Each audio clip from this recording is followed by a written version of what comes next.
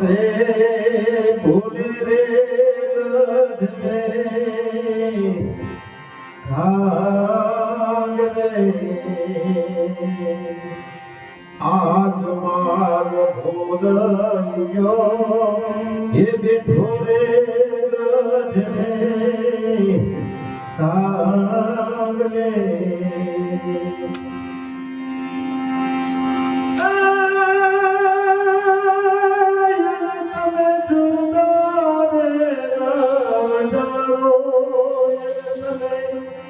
भोले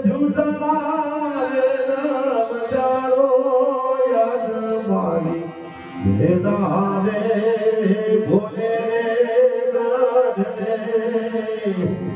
आगले आज मार भोलियो हे भोले गढ़ आगले आगले आज मारी मैना बोले गढ़ने कांगरे आज मारो भोलियो बैठो गढ़ने कांगरे વાહ એટલે આજ મારી મેના બોલે ગઢને કામ કરે આજ મારો ભોલિયો બેઠો એટલે વાલા આ બધું સમજાયું પૂછારો આ ભજનના અમુક શબ્દ ખાલી એક ભજનની મારી પાસે એક શબ્દ સમજી જાવ ને તો બધું ભજન આપણું મન થઈ જાય ચાલો બીજું ભજન આપણે સાંભળીએ કે આનું વર્ણન શું થાય કે આ જ્ઞાન એટલે શું આજ મારી જ્ઞાના બોલે એટલે જ્ઞાન એટલે હું જ્ઞાના કોને કહેવાય પહેલા આપણે એ બધા પૂછી કે ભાઈ ભજન છે બરોબર છે કે આજ મારી મેના બોલે ગઢને કાંગરે આજ મારો મોર બોલે તો મેના કોણ ને મોર કોણ અને કાયાના કુડા રે ભરોસા એટલે આ ભજનના શબ્દો લખાતા હોય એટલે ત્યાં કઈ એવું ન હોય કે આપણે સમાસો આવતો હોય ખેતરમાં આવતો હોય એટલે મોર વનમાં બોલતો હોય ને કોયલ કોઈ ઝાડની માથે ગાડી કિલોર કરતી હોય એટલે એવું શબ્દ નથી કે ભાઈ આજ મારી ગાના બોલે ગઢને કાંગરે ને કુડાના કાયા રે ભરોસા આ બધું આપણા જીવનું ભજન છે આપણા શરીરને ગઢ કહેવામાં આવે છે આ ગઢ કેવો ગઢ એક 5 તત્વનું કોતળું ભગવાને બનાવ્યું છે આપણું પણ કેવું કોતળું બનાવ્યું છે કે 2 ટેકામાંથી ઊભું રહી જાય 2 ટેકાથી હાથ કરે 2 આંખોથી જોઈ શકે 2 કાનેથી સાંભળી શકે અને અરસપરસની વાતો કરે એવી ઢીંગલા ને ઢીંગલા 2 સરસ મજાના 2 મુખ આપ્યા છે આવા તો આપણા શરીરમાં 10 એક મુખ આપ્યા છે પણ 10 મુખ લેવા જાય તો કેવા મુખ આવે કે શરીરની મારી પાસે આ 10 માંથી કોઈ 2 4 5 ને મુખ ઓળખી શકતા હોય કે બધાને ઓળખી શકતા કોઈ નથી આ બધું સમજવું હોય તો આમાં સદગુરુનો સહારો લેવો પડે સદગુરુ તેના સિવાય આનો કોઈ ઉધાર નથી અને સદગુરુ આપણે સમજાવી શકે કે આ 10 દ્વાર છે 10 દ્વાર ક્યાં ક્યાં પડ્યા છે 10 દ્વાર કોને કહેવાય 10મો દ્વાર ક્યાં છે 10મો દ્વાર ક્યાં છે કોઈને ખબર નથી કે ગગન મંડળની માલપા ગયા વિયાણી ગોર સેના કહાં સમાયા ગગન મંડળની માલપા ગવા વિયાણી તો ગૌર સેના કહાં સમાયા સંતોએ મળી એના વલોણા કીધા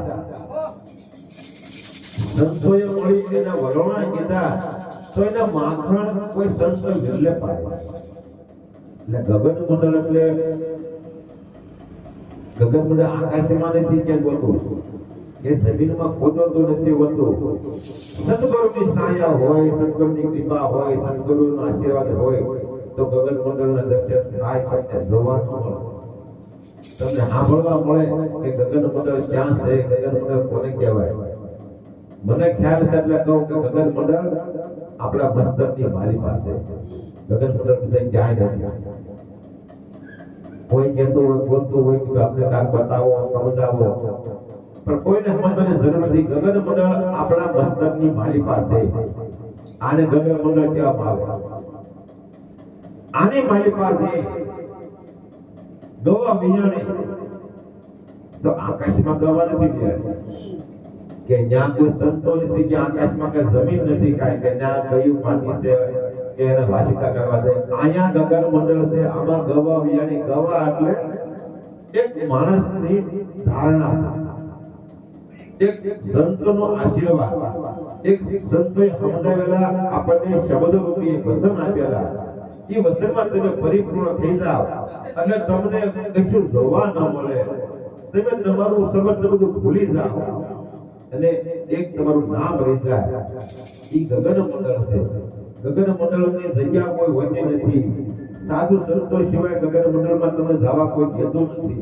બેઠા બેઠા આપણે કઈ અમારી જવું છે ગગન મંડળ જોવા, એ જોવાની વસ્તુ નથી વાલા, આપણી પાસે છે. અને તમે એને જોતો ક્યાં છે? આ કઈ રીતે જોવા મળે આપણને? એટલે ગગન મંડળમાં જે છે સંતોએ એને વર્ણન કર્યા, સંતોએ એને વસન દીધા છે. અને એનામાં બધા ભેદભાવ કે ને કોઈ કે ભાઈ કામ, ક્રોધ, મોહ, લોભ આ બધું ત્યાગી ગયો અને તમને સાચા સંતના દર્શન થાય. એ બધું ત્યાગ કરતા, બધું પરિપૂર્ણ કરતા ત્યારે ભગવાનના દર્શન થાય. એટલે એ ગવા વિયાણી. બાકી દુનિયામાં કાંઈ છે નહીં વાલા. આવું બધું ભજનમાં આવે છે જે આપણને થોડુંક સમજણ પડે અને થોડુંક આપણે એવું વર્ણન કરી અને કોઈને ખ્યાલ ન હોય તો અને અમારામાં કદાચ ક્યારેક સમજાવવામાં કે વાત કરવામાં કાંઈ ભૂલ આવતી હોય તો ક્ષમા કરજો મિત્રો.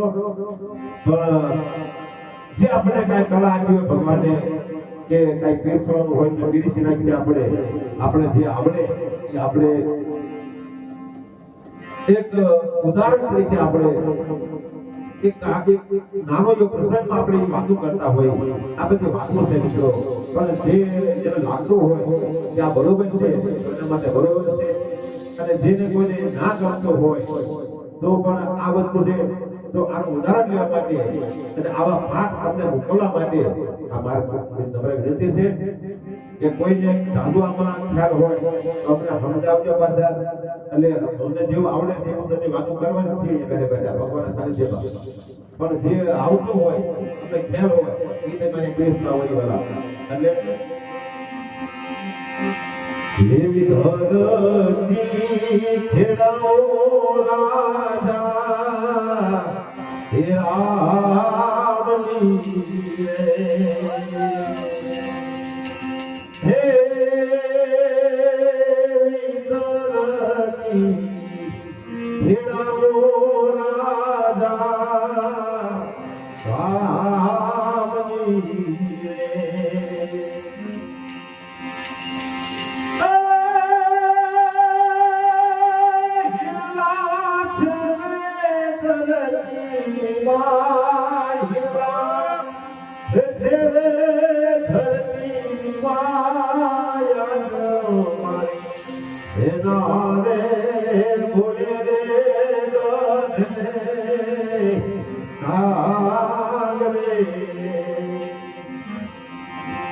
એવી ધરતી ખેડાવો રાધા રામની. હીરના શેરે ધરતી ની માય. એટલે એવી ધરતી ખેડવા એટલે આપણે ખેતી નથી, પણ આ સાધુ સંતોની ખેતી છે. સાધુ સંતોની ખેતી છે. સાધુ સંતો કે એવી ધરતી ખેડાવો રાધા રામની અને હીરલા છે ધરતી ની માય. એટલે આ ધરતી આપણે હીરલો આમાં છુપાયો છે. હીરલો ક્યાંય બહાર કોઈ જમીનમાં, સમુદ્રમાં, દરિયામાં નથી. પણ સાધુ સંતો આપણે સમજાવતા હોય એવી ધરતી ખેડાવો રાધા રામની અને એમાંથી કોઈ ગુજરી જાય એવું કઈ વસ્તુ હોય એ હીરલો એમાં પડ્યો છે. આ હીરલો ગોતવાની બધી કળા છે, બધા ખેલ છે અને આ બધા અટપટા ખેલ છે. કેવા અટપટા ખેલ કે સાધુ સંતોને પામવા માટે માણસો ઘણા ભલખા મારી ગયા છે. એમ સાધુ સંતો એમ કાંઈ મળતા આપણને નથી. આવા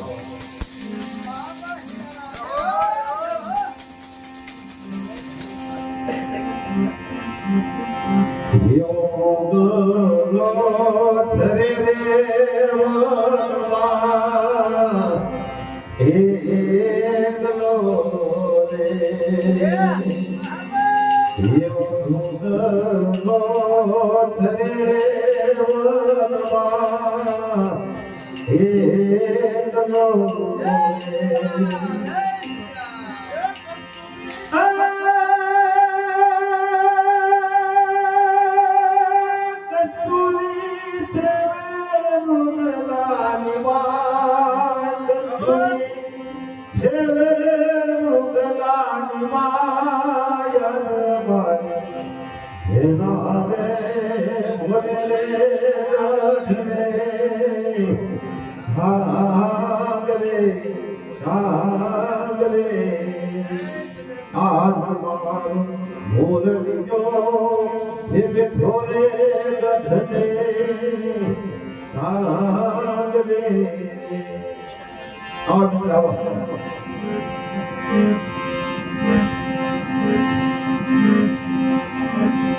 એવી સિંગુરે સમજણિયામાં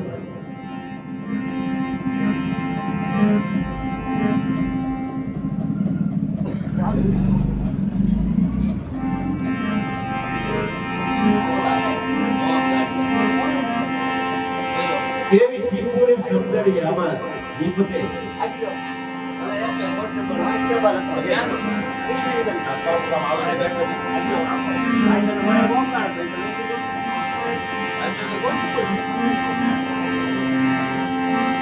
એવી શ્રીપુરે સૌંદર્યમાં જીવને એવા પોતેડા સૌંદર્યની માય એટલે આ કઈ શીખવું ગોતવામાં કઈ જવાની જરૂર નથી કે પોતેડા ગોતવા જવાની ક્યાં જરૂર નથી પણ કોઈ એવા સદગુરુ મળી જાય તો આપણને સાચી રાહ બતાવવા મળી જાય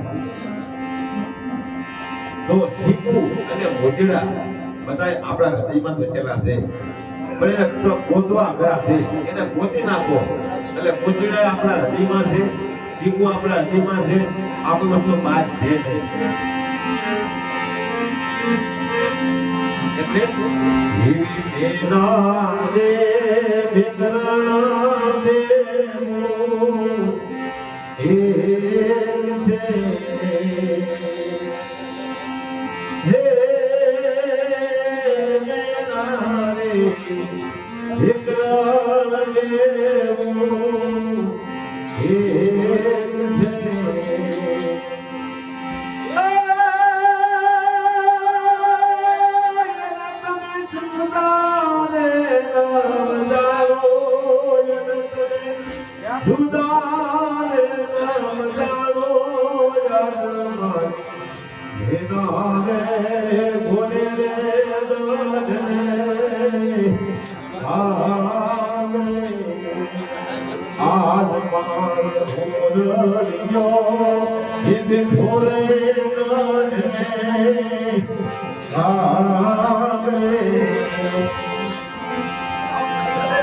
આવી બધી વાતો કહેવાના અને આ બધા ભજનો બધા જે કઈ ગાતા હોય અને જે કઈ લખતા હોય વાલા સાધુ સંતો સિવાય આ વસ્તુ બધી પરિપૂર્ણ થાય છે નહીં કોઈ સાધુ નો આશીર્વાદ હોય તો સંતો મહાસંતો તો મળી જાય તો આ કાયાનો ગુણ પાઠ થઈ જાય જય માજી મહારાજ